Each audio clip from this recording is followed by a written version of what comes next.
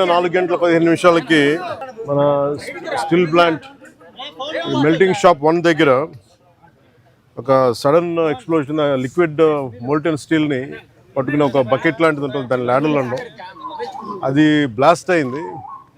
ఆ బ్లాస్ట్ అవడంలో దాదాపు నిన్న మనందరికీ తెలిసింది, దాదాపు 8 మంది చనిపోయారు, ఒక 6 మంది గాయపడ్డారు, తీవ్ర గాయాలని.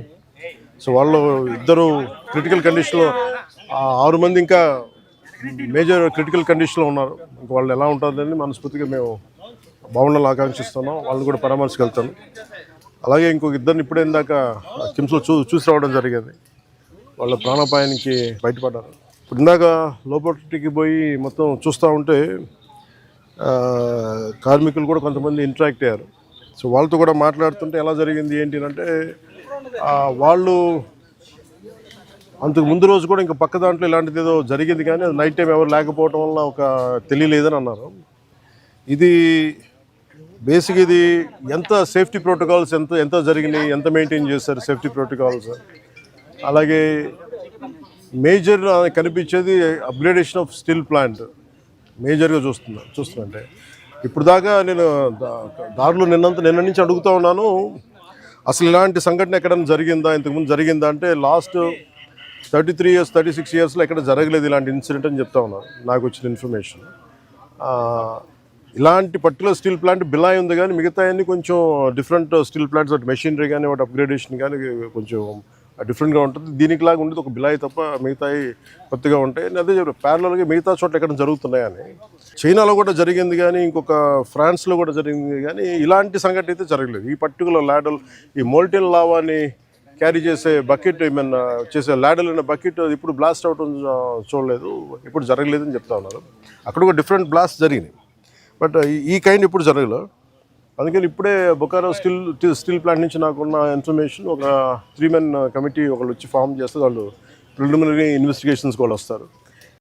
ఏ నేపథ్యంలో జరిగినాయి, సేఫ్టీ ప్రోటోకాల్స్ ఎలా ఉన్నాయి, సేఫ్టీ ఆడిట్ ఎలా జరిగింది, ఇవన్నీ పరిగణలోకి తీసుకొని వాళ్ళు చేశారంటే ఇవన్నీ సీరియస్ ఇష్యూస్ కాబట్టి కూర్చోబెట్టి ఒక ప్రెస్ మీట్లో ఇది ఒక ఎమోషనల్గానో ఏదైనా కూర్చోబెట్టి సడన్గా ఒక మాట అనేయకూడదు. అది మా అందరి మీద బాధ్యత ఉంది. అందుకని ముందు ప్రభుత్వ పరంగా కానీ మొత్తం అసలు ఒక్కొక్క రెగ్యులర్ ఎంప్లాయీస్ ప్రాణాలు కోల్పోయిన వాళ్ళందరికీ కూడా 1,72,00,000 వారికి అందజేయడం జరుగుతూ ఉంది. అలాగే కాంట్రాక్ట్ ఎంప్లాయీస్కి 45.75 లక్షలు, అలాగే వాళ్ళ ఎంటైటిల్డ్ టర్మినల్ బెనిఫిట్తో పాటు మరణించిన వారి కుటుంబానికి 5 లక్షలు ఎక్స్గ్రేషియా, మరణించిన వారి కుటుంబ సభ్యులకు ఒక్కొక్కరికి ఉద్యోగం, సివియర్గా ఇంజూర్ అయిన వారికి 10 లక్షలు, అలాగే ట్రీట్మెంట్లో అయ్యే ఖర్చు మొత్తం రాష్ట్రీయ ఇస్పాట్ నిగమ్ లిమిటెడ్ వారు భరిస్తారు. అలాగే స్టీల్ ప్లాంట్ ఉద్యోగుల పిల్లల చదువులు ఏ విధంగా అయితే కొనసాగుతున్నాయో అదేవిధంగా మరణించిన వారి పిల్లలకు కూడా అది వర్తిస్తుంది, వారి చదువు అలాగే కంటిన్యూ అవుతుంది. మరణించిన వారి notional date of superannuation, that means retirement, ఏ రోజు వరకు అయితే ఉంటుందో అప్పుడు దాకా వారి కుటుంబ సభ్యులు స్టీల్ ప్లాంట్ క్వార్టర్స్లోనే ఉండొచ్చు. అలాగే ఎవరైతే కుటుంబ సభ్యులు స్టీల్ ప్లాంట్ టౌన్షిప్ బయట ఉన్నారో వారు కూడా ఇఫ్ దే డిజైర్, అంటే వాళ్ళు కోరుకుంటే ఆ స్టీల్ ప్లాంట్ క్వార్టర్స్లో కూడా వాళ్ళు కూడా ఉండొచ్చు. అలాగే ఇందాక నేను చెప్పినట్టుగా బొకారో స్టీల్ ప్లాంట్ నుంచి ఒక 3 men కమిటీని ఎంక్వైరీ జరుగుతూ ఉంది. అలాగే మరణించిన వారి కుటుంబాలకి, ఆసుపత్రిలో ఉన్న వారికి అండగా నిలబడుతూ రాష్ట్ర ప్రభుత్వం కూడా వారికి పూర్తి సహాయ సహకారాలు అందిస్తాం. అంటే ఇవన్నీ అంటే ఒకటి స్టీల్ ప్లాంట్ మన ఇక్కడ ఆంధ్రప్రదేశ్లో ఇది ప్రైవేటీకరణ జరగకూడదని కోరుకున్న వాళ్ళలో ముందుండి గత కొన్ని సంవత్సరాలుగా మేము, ఇది మా కోరిక, ఇది విశాఖ ఉక్కు ఆంధ్రుల హక్కు అని. అంటే మొన్న 32 మంది చనిపోతే దాంట్లో ఈవెన్ మన తెలంగాణలో కూడా 3 చనిపోయారు. ఇది మన విశాఖ దానికోసం అప్పుడు ఉమ్మడి రాష్ట్రంలో. అందుకని ప్రైవేటీకరణ జరగకూడదు, ఇది మన రాష్ట్ర ప్రభుత్వం కింద ప్రభుత్వ స్టీల్ ప్లాంట్ కింద ఉండాలనేది మా అందరి ఆకాంక్ష. అదేవిధంగా కేంద్ర ప్రభుత్వం ప్రధానమంత్రి గారి నాయకత్వంలో ఇది అలాగే కొనసాగిస్తున్నారు అదే స్ఫూర్తిని. అది ఇప్పుడు మాకు ప్రిలిమినరీగా మేము చూస్తున్నప్పుడు అందరితో మాట్లాడుతున్నప్పుడు అనిపించింది some kind of upgradation is need.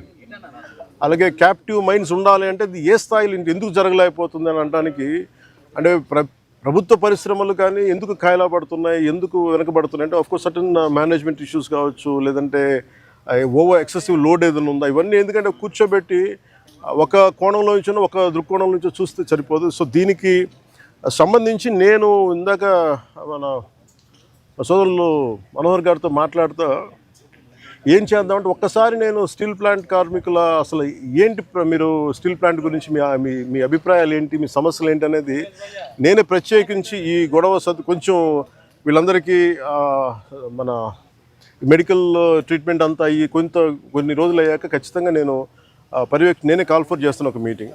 ఒకసారి ఆ మీటింగ్లో మన విశాఖ స్టీల్ ప్లాంట్ కార్మికులు అసలు ఏ సమస్యలు ఉన్నాయి, ఏంటి ఉన్నది నేను అందరినీ సావధానంగా వింటాం.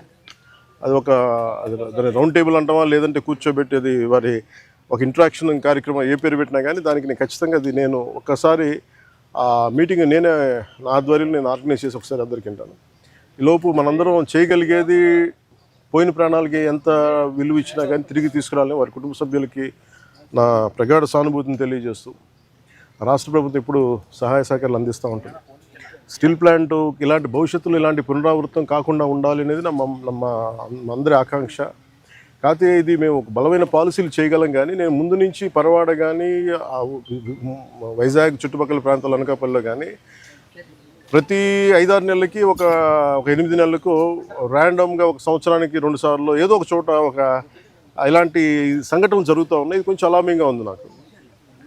నేను ప్రత్యేకించి ఏం చెప్తున్నానంటే అసలు యాజమాన్యాలు సేఫ్టీ ఆడిట్ ఎంతవరకు చేస్తున్నాయి, అలాగే రాష్ట్ర ప్రభుత్వం నుంచి దీన్ని పర్యవేక్షణ చేయాల్సిన అధికార యంత్రాంగం ఎలా ఉంది, ఇండస్ట్రియల్ చీఫ్ ఇన్స్పెక్టర్ ఆయన ఏ స్థాయిలో ఉన్నారు, ఒకవేళ చిన్న లోపాలు ఏదైనా ఉంటే వాళ్ళకి కూర్చోబెట్టి పంపించారా, ఒకవేళ సపోజ్ ఏదైనా వైలేషన్స్ ఏమైనా ఉంటే వైలేషన్స్ని మీరు రిపోర్ట్ చేశారా, లేదంటే వాళ్ళు దాని మీద యాక్షన్ తీసుకోలేదు, ఇవన్నీ కూడా జరగాలి.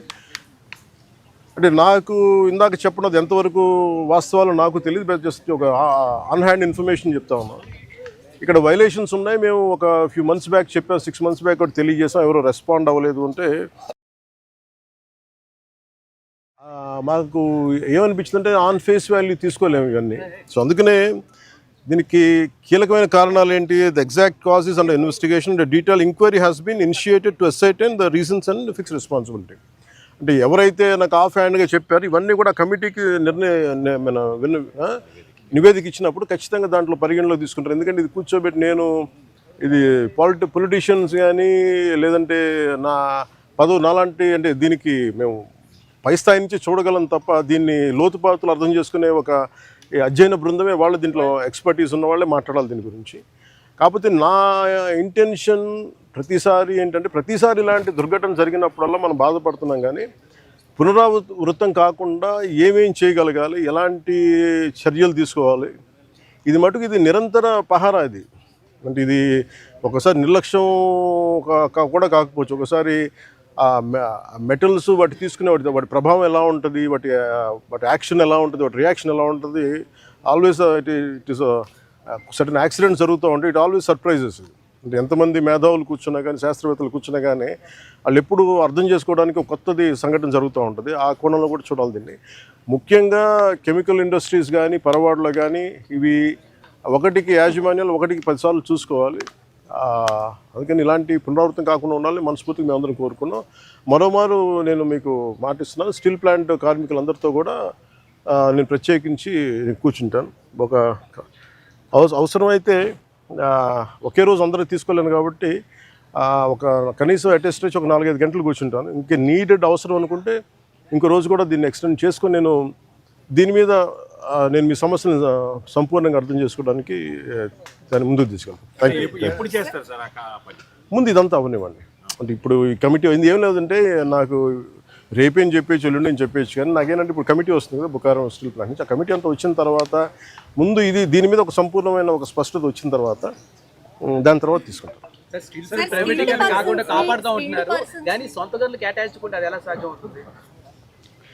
ఇప్పుడు మీరు ప్రశ్న ఇప్పుడు ఏం చేస్తున్నారంటే, నేను లాస్ట్ టైం కూడా ఇక్కడికే వచ్చాను. నేను ఎంటైర్ యూనియన్స్తో మాట్లాడాను. నేను ఆ రోజు అందరినీ చేతులు ఎత్తమని అడిగాను. ఒక్కళ్ళు చేతులు ఎత్తాలి. ఆ రోజు ఢిల్లీ తీసుకెళ్తాం రండి క్యాప్టివ్ మైన్స్ గురించి అంటే అందరూ కన్వీనియంట్గా ఆ రోజు ఒక్కళ్ళు చేతులు ఎత్తాలి.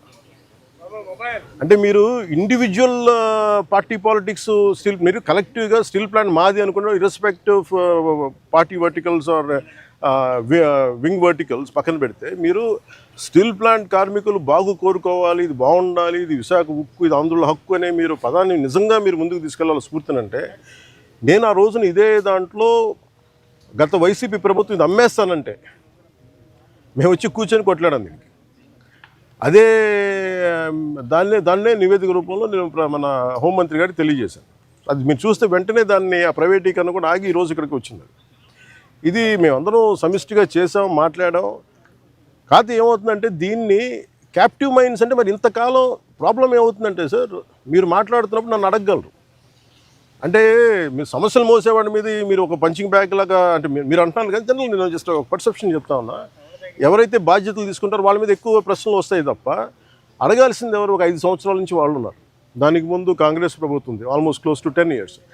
ఇది అప్పటి నుంచి చేయాల్సింది. ఇవన్నీ వారసత్వపు ఇష్యూస్గా వచ్చినాయి, లెగసీ ఇష్యూస్గా వచ్చేసినాయి. నాకేముంది, నేను ఏ సమస్యల నుంచి మేము పారిపోవడానికి లేవు.